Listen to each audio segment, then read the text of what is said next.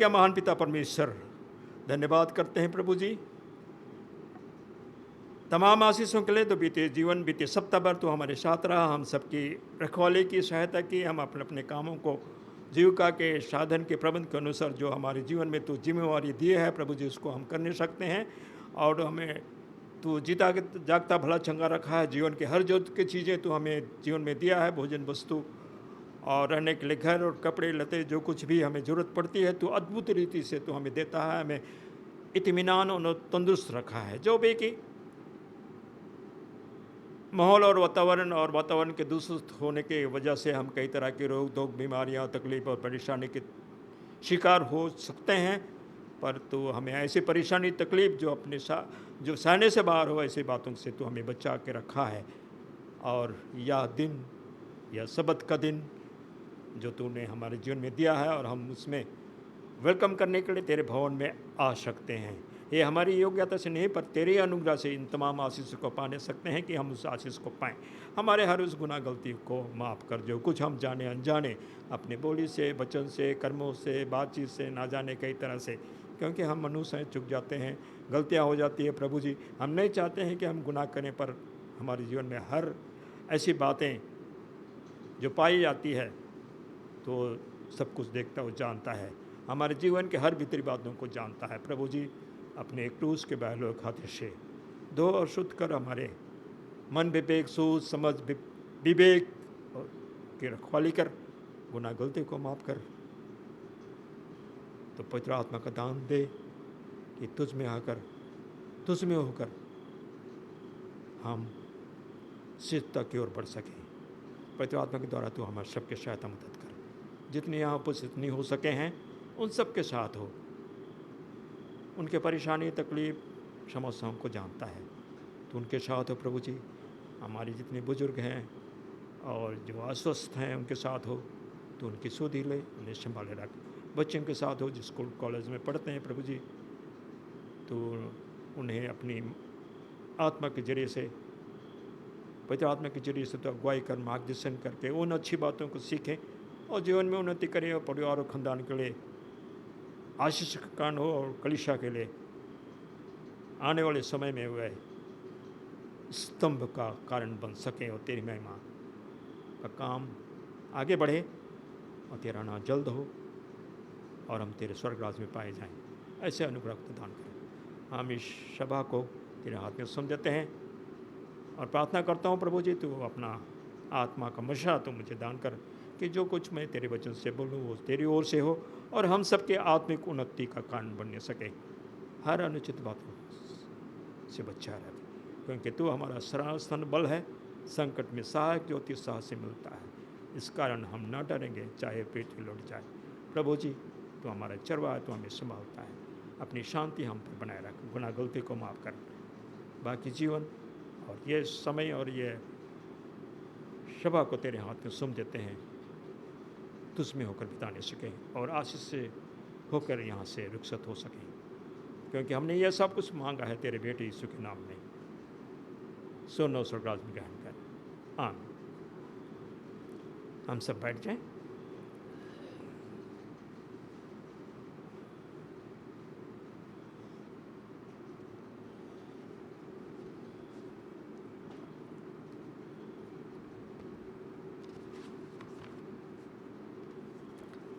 आज का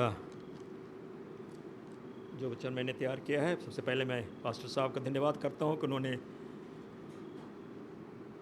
मुझे यह मौका दिया कि मैं आप लोगों के सामने शाम के वक्त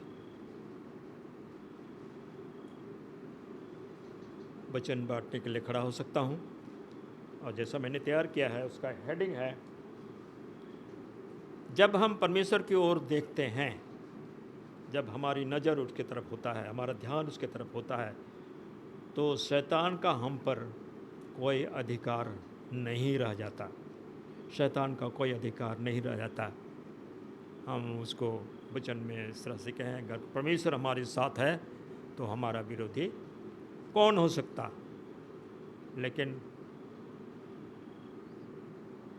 जैसा मैंने दुआ में प्रार्थना में क्या कहा कि माहौल और वातावरण सब ऐसा बिगड़ रहा है, जिसकी वजह से हम विश्वासी लोग जब इस दुनिया में जीते हैं ऐसे माहौल में रहते हैं, इस युग में जीते हैं, तो कई तरह की समस्याएं आ सकती है। तो हम खोलेंगे पौलुस प्रेरित की पत्री कोरिन्थियों के नाम, पहला कोरिन्थी उसका 10वां अध्याय उसका 12, पहला कोरिन्थी की किताब 10वां अध्याय उसका 12।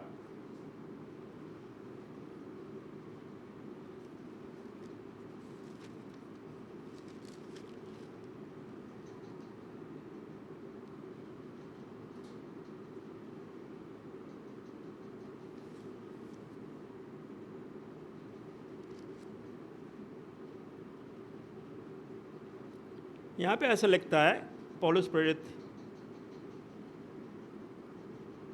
जो पौलुस एक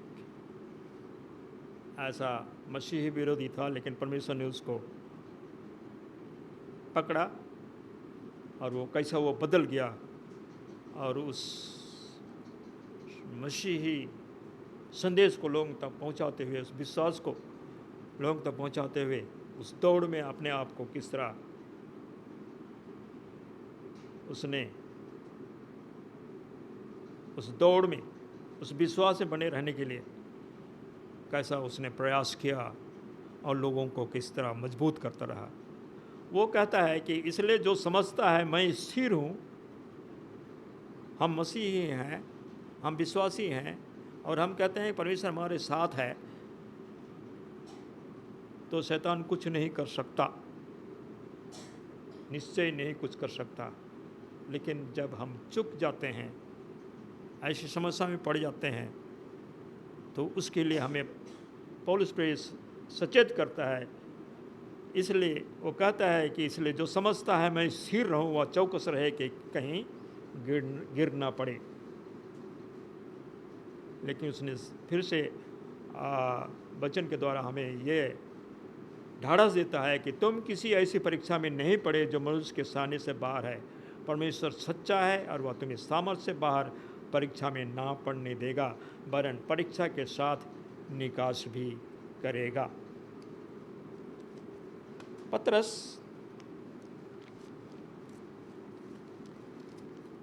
जो यीशु मसीह के 12 चेलों में से एक था, और कैसा जोशीला और तगड़ा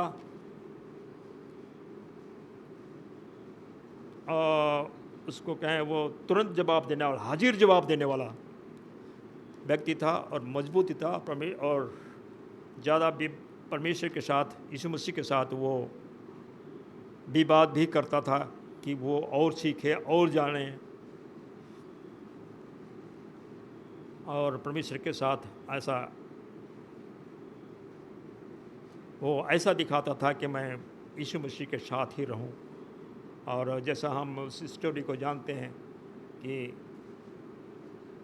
अगर जैसे यीशु मसीह स्वर्ग जाने के बाद को कह रहा था कि मैं कुछ थोड़े दिन तुम्हारे साथ हूँ और उसके बाद मैं अपने पिता के पास चला जाऊँगा, तो इस बात को वो समझ नहीं रहे थे, और उसने अपने दुख उठाने की उस बात को भी कहा था।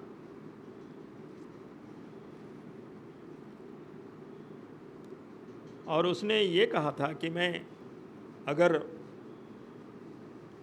प्रभु गुरु आपको बंदरगिरी में भी जाना पड़े, जेल भी जाना पड़े, मरने के लिए अगर वो ये भी करना पड़े, तो मैं भी वहाँ जाने को तैयार हूँ। उस समय यीशु ने कहा था, पतरस के गिरने से ठीक पहले, हम इस कहानी को जानते हैं कि उसने मुख के बांग देने से पहले तू मुझे 3 बार मुकर जाएगा।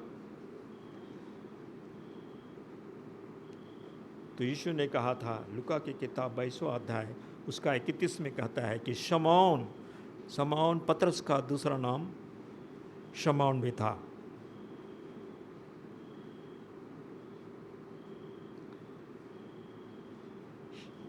लिखा है 22-31 में, शमौन, हे शमौन, देख शैतान ने तुम लोगों को मांग लिया है कि गेहूं के समान फटके, गेहूं के समान फटके। पतरस के लिए उद्धारकर्ता की मित्रता कितनी सच्ची थी, उसकी चेतावनी कितनी करुणामय थी, लेकिन चेतावनी का विरोध किया गया था। आत्मनिर्भरता में, सेल्फ कॉन्फिडेंस में पतरस ने पूरे विश्वास के साथ घोषणा की कि वह कभी नहीं गिरेगा। जिसके विरोध में मसीह ने उसे चेतावनी दी थी, उसने उससे कहा था, हे प्रभु, जैसे मैंने कहा, हे प्रभु, मैं तेरे साथ बंदगी जाने वरन मरने को भी तैयार हूँ। लूका की किताब 22 का 33 में कहता में ये उसको लूका वर्णन करता है कि हे प्रभु, मैं तेरे साथ बंदीगिरी मतलब जेल जाने वरन मरने को भी तैयार हूँ। उसका आत्मविश्वास उसकी बर्बादी साबित हुई। हम अपने आप को मसीही कहते हैं, हम एडवेंटिस्ट हैं। हम दूसरे को गर्व से कह सकते हैं कि हम एडवेंटिस्ट हैं, हम मसीही हैं। तो हमारा चाल चलन भी मसीही उस एडवेंटिस्ट की तरह होना चाहिए। अगर हम कहीं घमंड करते हैं तो हमें सचेत रहना चाहिए कि हम परमेश्वर के वचन के साथ साथ चलें और परमेश्वर से के वचन को अध्ययन करने के जरिए से, बार बार स्टडी करने के जरिए से, बार बार दुआ और प्रार्थना के जरिए से उस सिद्धांतों के जरिए से जब हम उसमें बने रहते हैं तो परमेश्वर हमारी सहायता करता है, मदद करता है और हम गिरने से बचे रहने सकते हैं। और हमें वो जो पतरस ने जैसा आत्मनिर्भरता, सेल्फ कॉन्फिडेंस, अपनी जो भरोसा जो है परमेश्वर पे ना दे के वो अपने पर भरोसा करते हुए कि मैं ये कर सकता हूँ, पर परमेश्वर चाहता है कि हम नम्र बने। उसका आत्मविश्वास उसकी बर्बादी साबित हुई। उसने शैतान को अपनी परीक्षा लेने के लिए उकसाया, प्रलोभित किया और वह चतुर शत्रु की युक्तों के अधीन आ गया। और जैसा कि हम स्टोरी पढ़ते हैं, जब वो यीशु को पकड़ के लेके जा रहे थे तो वो पीछे पीछे जा रहा था और एक स्त्री, जब वो आग ताप रहे थे वहाँ पे, जब वो उस कक्ष में जहाँ पे उसका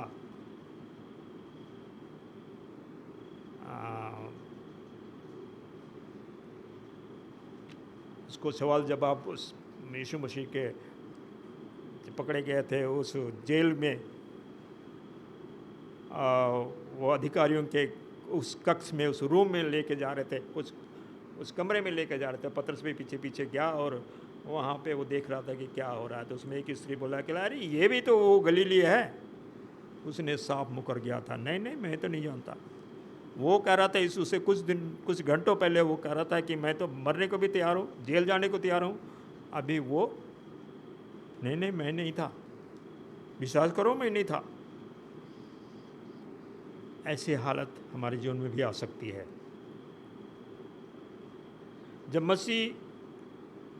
जब मसीह को उसकी सबसे अधिक आवश्यकता थी तो वह शत्रु के पक्ष में खड़ा हो गया, नहीं मैं नहीं जानता। और उसने खुले तौर पर अपने प्रभु का क्या किया, इनकार कर दिया, नकार दिया, मैं नहीं जानता जी ये कौन है। जब पतरस उसका इनकार कर रहा था तब भी मसीह ने दिखाया कि वह अब भी उससे क्या करता है, प्रेम करता है। परमेश्वर यीशु मसीह उससे प्रेम करता था, जानता था ये उतावली जरूर है, लेकिन वो जानता था और उसने उसको, यीशु मसीह ने घूर के देखा उसको।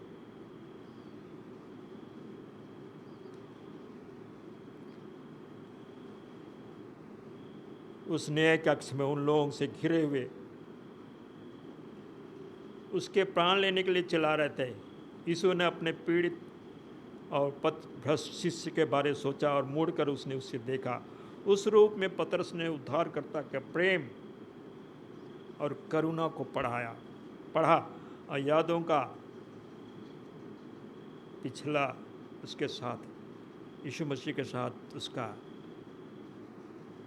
टाइम जो बिताया था, कैसा रहा था, और उसने अद्भुत अद्भुत काम देखे थे, वो काम किए थे उन्होंने, वो समय जो बिताया, वो तमाम बातें उसको याद आने लगी।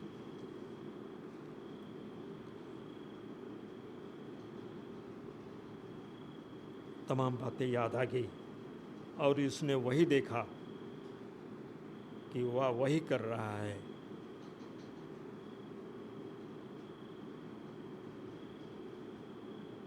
फिर एक बार उसने अपने स्वामी की ओर देखा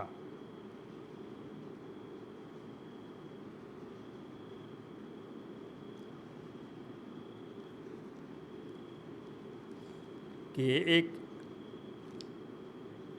यीशु मसीह की ओर देखा कि वहाँ लोग किस तरह से परमेश्वर को, यीशु मसीह को किस तरह से बेइज्जती कर रहे थे, थप्पड़ मार रहे थे, मुंह में थूक के बोल रहे थे, बता किसने मारा।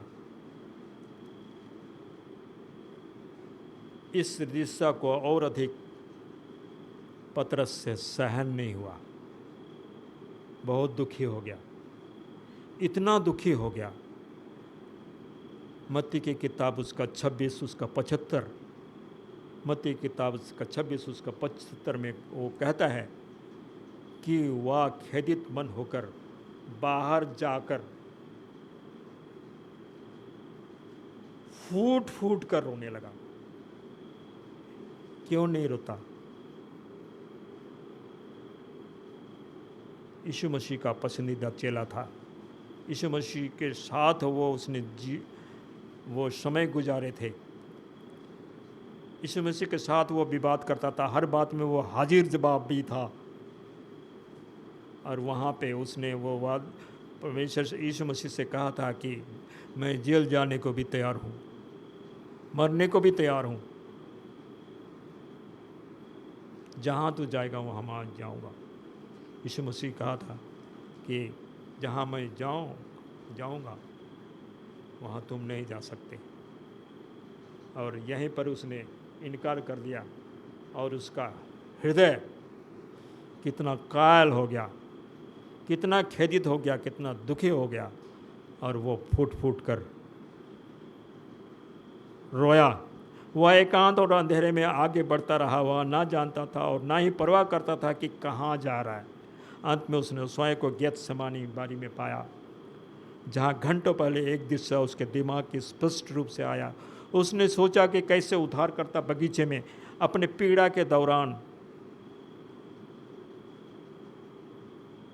यीशु मसीह दुआएं कर रहा था,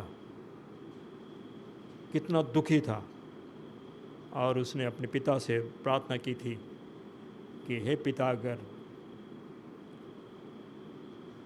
ये बस हो तो ये कटोरा जो मैं पीने पर हूँ वो टल जाए, पर मेरी इच्छा नहीं पर तेरी इच्छा हो। और यीशु मसीह जब लौट के आता था तो चेले वहाँ, क्योंकि रात काफ़ी हो चली थी, वो थके हुए थे, और यीशु मसीह बार बार कह रहा था कि मेरे साथ कम से कम जागो तो सही। तो उनको सोते पाया।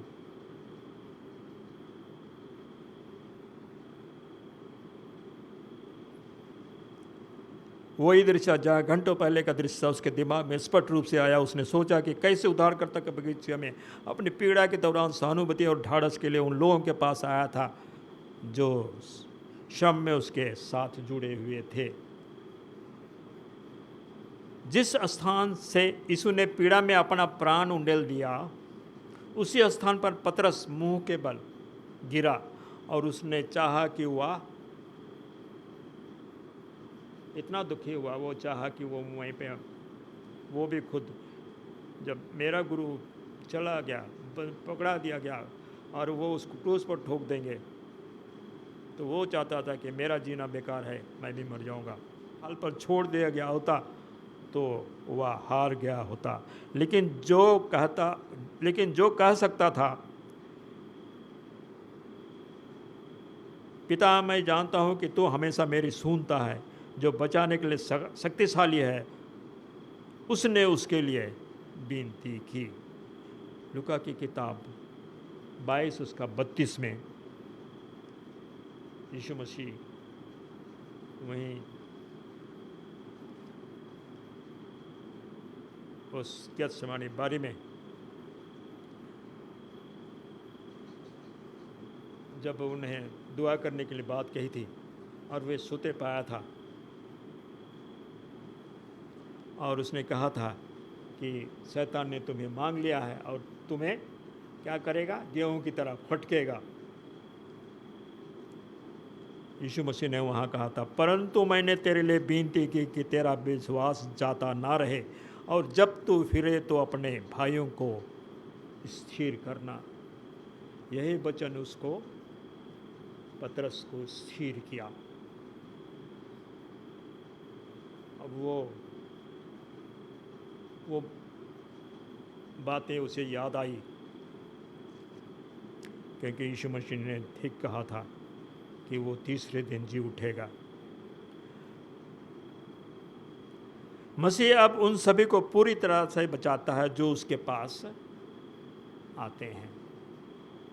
आज बहुत लोग वहाँ खड़े हैं जहाँ पतरस खड़ा था, जब उसने आत्मविश्वास में घोषणा की थी कि वह अपने प्रभु को इनकार नहीं करेगा, और उनकी आत्मनिर्भरता के कारण वे शैतान की युक्तियों के आसान, हल्के से युक्तियों के आसान उस जाल के में फंस सकते हैं, उसके शिकार बन जाते हैं। जो लोग अपनी कमजोरी को महसूस करते हैं कि मेरे में कमजोरी है, मैं गुनाहगार हूँ, मैंने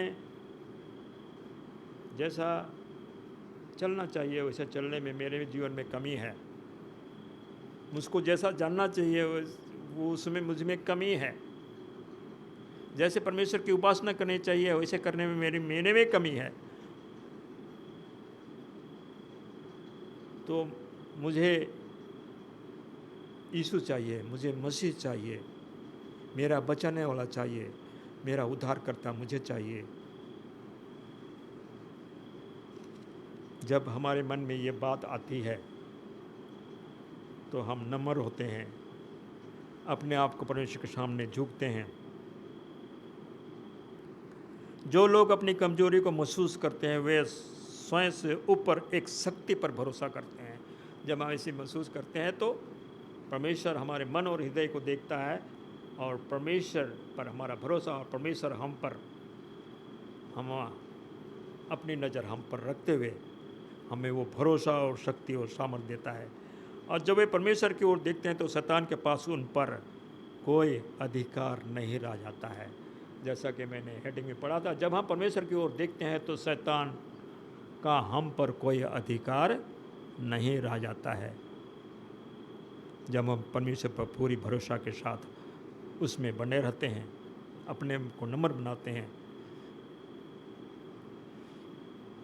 और परमेश्वर के कार्य के लिए अपने आप को कदम आगे बढ़ाते हैं कि हम उसकी उपासना करें।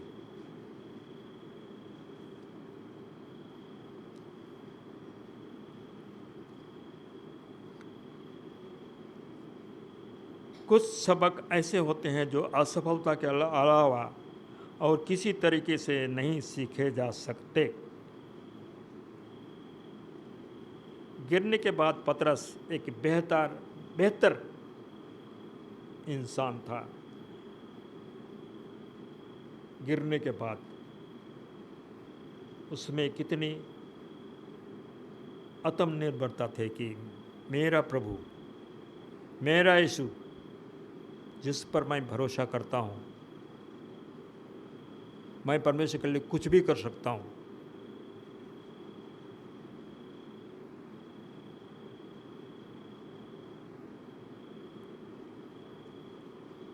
निश्चय परमेश्वर के लिए हम कुछ भी करने को तैयार हैं, मगर परमेश्वर की महिमा हो, उसका संदेश औरों तक पहुँचे।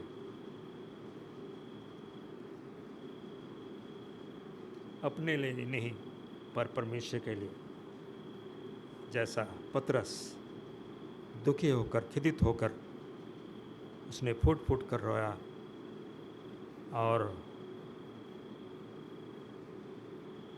उसने उस बात को याद किया, मगर अपने आप को ख़त्म करना चाहता था, मगर फिर से मजबूत हुआ, क्योंकि परमेश्वर हमारे लिए विनती करता है।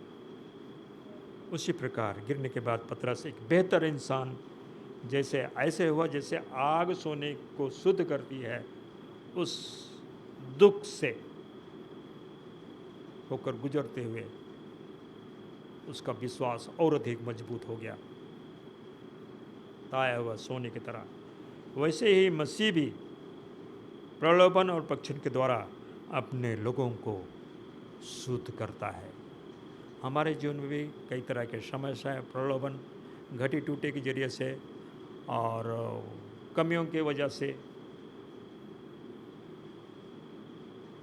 और जैसे जिस युग में हम जी रहे हैं उन समस्याओं के जरिए से हमारे जीवन में भी कई तरह के परीक्षाएं आएंगी, पर हमें उसके लिए जीना है।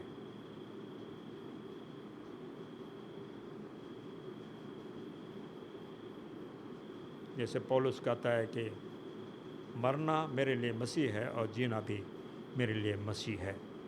परमेश्वर ऐसे वचन के द्वारा हम सबको अगुवाई करे और हमारी सहायता करे। हम कमज़ोर हैं ज़रूर, पर हम उसके वचन के द्वारा उस सामर्थ्य और आशीष को अपने जीवन में पा सकते हैं। अगर हम उसमें बने रहते हैं तो हम फलवंत भी होंगे। परमेश्वर इस वचन पर अधिकांश आशीष दें। आमीन।